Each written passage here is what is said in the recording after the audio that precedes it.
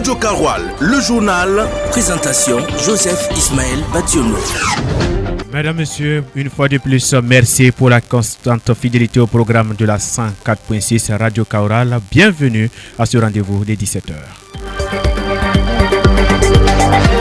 25 responsables d'organisations de la société civile OSC ont été sensibilisés ce jeudi 23 janvier 2025 dans la salle des réunions de l'hôtel administratif de la région du Sahel. L'objectif était de renforcer les capacités des OSC dans la gestion des plaintes de violation des droits humains. Et puis, dans un communiqué en date de ce jeudi 23 janvier 2025, le président de la Confédération des États du Sahel, le général d'armée Assami Goïta, informe l'opinion internationale de la mise en circulation des passeports de l'AES à compter du 29 janvier prochain. La paille des sports en toute fin d'édition, mesdames, messieurs, il sera question de la 7e et dernière journée de l'UEFA Champions League où le Real de Madrid a atomisé le Salzbourg sur le score de 5-1.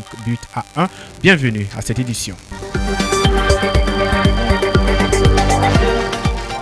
Ceci dit, comme je l'annonçais en titre, le haut-commissaire de la province du Sénat a procédé à la direction régionale chargée des droits humains dans la région du Sahel au lancement des travaux de sensibilisation à l'endroit de 25 responsables d'organisations de la société civile OSC ce jeudi 23 janvier 2025 dans la salle des réunions de l'hôtel administratif de la dite région. L'objectif était de renforcer les capacités des OSC dans la gestion des plaintes et violations des droits humains. Haruna Maïga et Safourali y étaient. Je déclare ouvert le séminaire de sensibilisation sur les mécanismes de plainte et les modalités d'accès à la justice au profit de 25 membres d'OSC intervenant dans le domaine des droits humains dans la région du Sahel. Je vous remercie.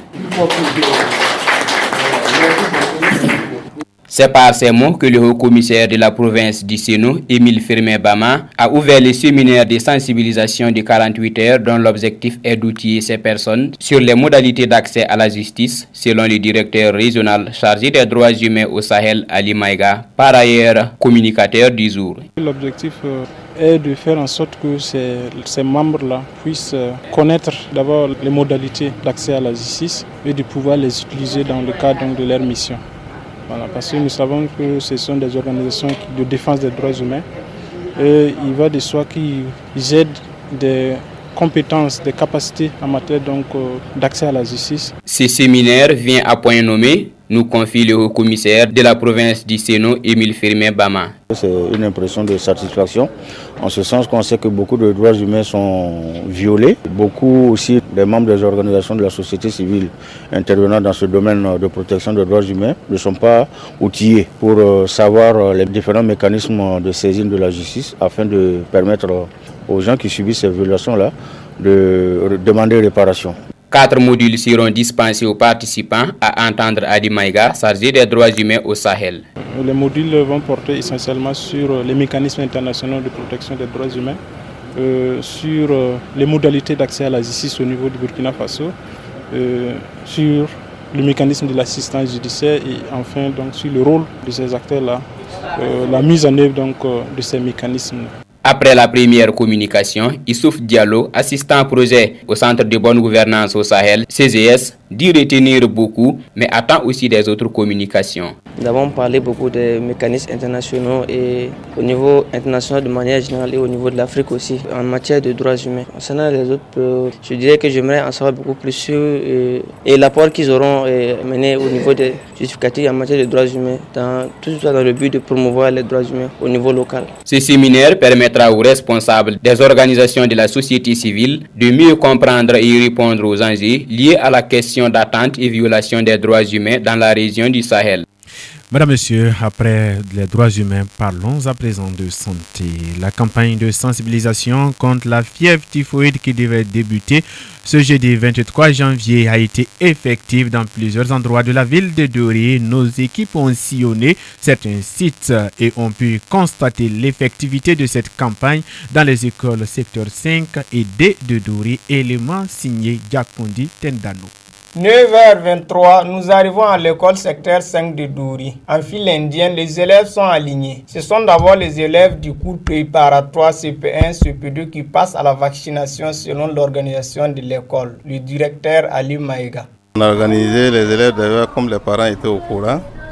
Et au niveau des classes aussi, on a pris des dispositions pour qu'ils puissent venir par classe. Donc c'est en train de se passer correctement. Il n'y a pas de problème pour le moment. Une équipe du district sanitaire de Dori conduite par le médecin-chef de district par intérim, Dr Grégoire Sommet, était de passage dans les écoles D et secteur 5 dans la même enceinte. Depuis ce matin, on a d'abord visité la formation, mais le centre urbain de Dori, où il y a une équipe fixe qui est installée pour la vaccination. Et nous sommes actuellement à l'école D de Dori pour la supervision et que nous avons 3 types de vaccination pour cette école. Au total, ça fait 800 enfants qu'on devait vacciner pour le premier jour aujourd'hui. Chaque enfant a droit à un carnet de vaccination et une dose de vaccin contre la fièvre typhoïde. Pour l'infirmier Ousmane Diko, vaccinateur, tout se passe bien sauf un élément mineur. Pour cette journée de J1 là, nous sommes au secteur 5 de Dori. En tout cas, l'affluence, parce que selon les dires du directeur de cette école, et cette école couvre plus de 600 élèves, donc l'affluence y est. Voilà, mais seulement le rythme est lent parce qu'il y a le remplissage des cartes qui freine un peu le rythme. Fatimata Amadou Diallo, élève du CPD-B du secteur 5, a pris sa dose. Elle a un message. J'ai trouvé, ça ne fait pas mal. J'invite mes camarades vont venir se vacciner. Pour la première journée, le constat montre que les équipes sont déployées. Aucun incident n'a été enregistré lorsqu'on quittait les écoles secteur 5 et D. La campagne de vaccination est prévue du 23 au 29 janvier 2025 partout au Burkina Faso. Mesdames, Messieurs, faisons vacciner nos enfants. Et puis, focus cette fois-ci sur le consommant local. Depuis quelque temps, le consommant local est en vogue au Burkina Faso. Parmi les produits de consommation locale mis en avant figurent en bonne place les tenues traditionnelles. Cependant, la valorisation de ces tenues rencontre beaucoup de difficultés, surtout dans la région du Sahel. Pour mieux s'imprégner de ces difficultés, Issa Bamogo a sillonné quelques ateliers de la ville de Dori ce jeudi matin pour toucher du doigt cette réalité. Pour Amadou Sissedi Sambo, couturier basé au secteur numéro 1, non loin de l'espace vert, la tenue traditionnelle révèle notre identité culturelle et procure des revenus. Seulement, elle est très importante pour nous aussi. Puis on trouve que c'est notre culture, ça donne l'image de notre culture, de ce que nous sommes. Voilà. Et puis c'est juste, si on peut voir aussi, ça rentre dans l'économie. Ça nous permet aussi de produire et de bénéficier sans aller prendre d'autres tissus à quelque part. Nous pouvons créer pour nous. Si nous pouvons créer pour nous, vaut mieux de le faire que d'aller chercher d'autres tenues. Au regard de cette importance, pour Amidou Diallo, exerçant près de la salle polyvalente, les populations aiment la tenue traditionnelle, mais elle coûte cher. En tout cas, les gens n'ont pas trop tendance à abandonner la tenue traditionnelle. Mais certains vraiment ont des difficultés puisque ça coûte un peu cher. Par exemple, pour celui qui veut un complet de tenue traditionnelle, quelque part tu peux avoir 5 000, 6 000, quelque part même 7 000 francs. Et quand quelqu'un va débourser 7 000 francs pour payer un complet, un tissu simple à mener, et que tu lui proposes un certain prix, genre 4 000 ou 5 000 francs pour la couture, il va crier, dire que c'est trop cher, car lui il a payé la tenue à tel franc. Si pour Amidou Diallo, les tenues traditionnelles coûtent cher, selon Jean Diabouga, couturier en face du gouvernorat du Sahel, la population ayant la valeur de cette tenue. Pour les pains traditionnels, voilà, ce n'est pas assez nombreux ici. Voilà, ce sont les tissus alpaga, voilà, les pains, les basins là que nous couvrons. Parce que je veux dire que les gens là n'ont pas, en tout cas, comme c'est étrange pour eux, voilà, les tenues, les pains là, les pains traditionnels là, ils viennent pas nombreux.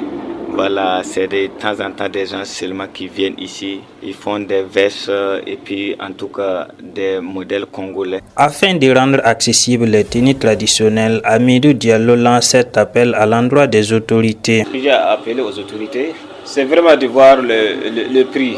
Si toutefois le prix peut être réduit, si le prix est réduit, peut-être ça va ser accessible à tous. Voilà, mais tel que le prix est, certains n'ont pas, ils veulent vraiment la tenue, genre Coco Dona et autres, mais c'est les moyens surtout. Les tenues traditionnelles sont variées et diversifiées. Cependant, au regard de l'engouement de la population pour cette tenue, il est impératif de trouver des voies et moyens pour les rendre accessibles à la population.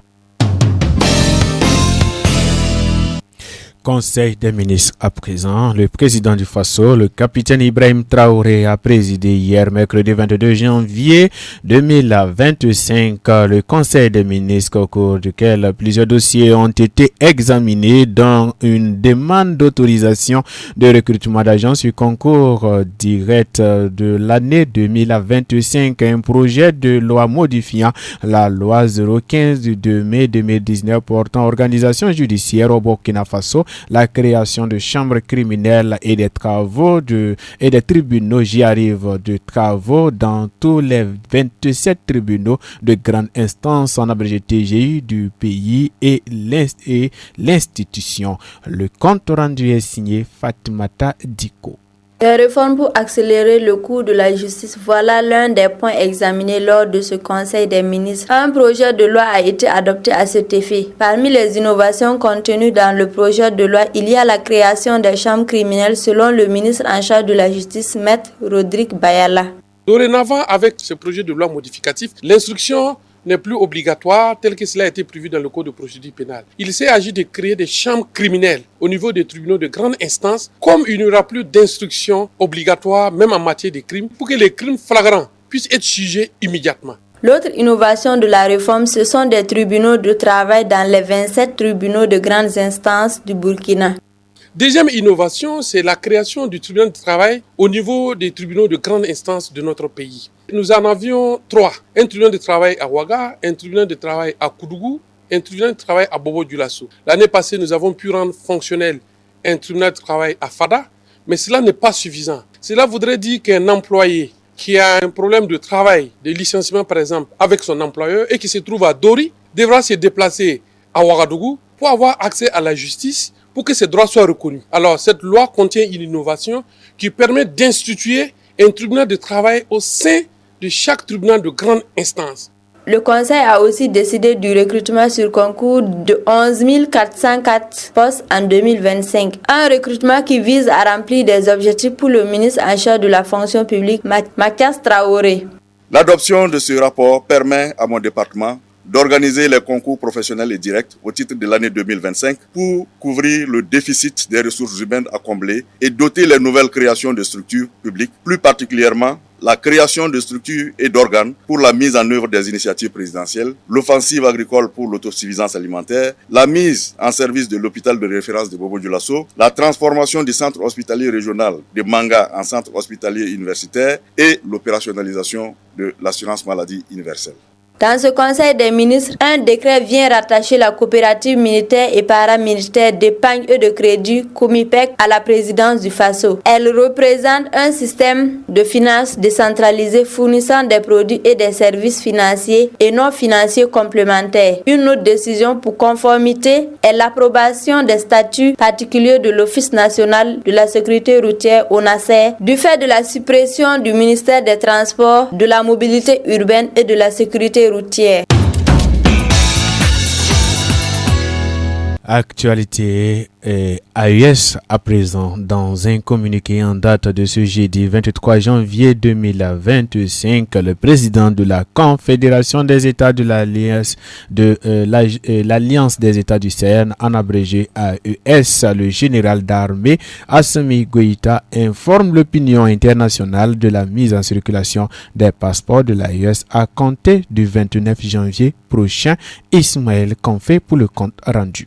Dans le cadre de la mise en œuvre de sa feuille de route, en particulier les aspects relatifs à la libre circulation des citoyens, le président de la Confédération des États du Sahel, AES, informe l'opinion confédérale et internationale de la mise en circulation des passeports de l'AES à compter du 29 janvier 2025. Toutefois, les anciens passeports deviennent valables jusqu'à leur date d'expiration. Cependant, les citoyens de la Confédération AES détenteurs des anciens passeports arborant le logo de la CEDEAO en cours cours de validité peuvent les faire remplacer par des nouveaux passeports de l'AES conformément aux règles en la matière. En tout état de cause, le président de la Confédération des États du Sahel rassure les populations de l'espace confédéral que toutes les dispositions sont prises pour garantir l'effectivité de la libre circulation des personnes et des biens. Le passeport de l'AES marque une nouvelle étape importante dans le processus de retraite de la CEDEAO. Ce nouveau document de voyage destiné aux citoyens du Mali, du Burkina Faso et du Niger porte le logo et le nom de la Confédération des États du Sahel.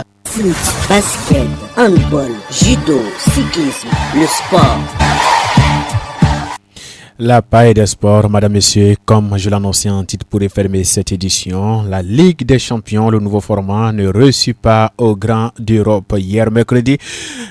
Le PSG arrive à rester dans la course dans le pool des barrages avec sa victoire 4-2 contre Manchester City, déjà en difficulté. Le Real de Madrid, grâce à son écrasante victoire contre le Salzbourg, 5-1 grâce à deux doublés des deux Brésiliens Vinicius Junior et Rodrigo Goes, s'offre néanmoins une place dans les barrages avant l'issue de la 8e et dernière journée. Résultat complet de l'avant-dernier.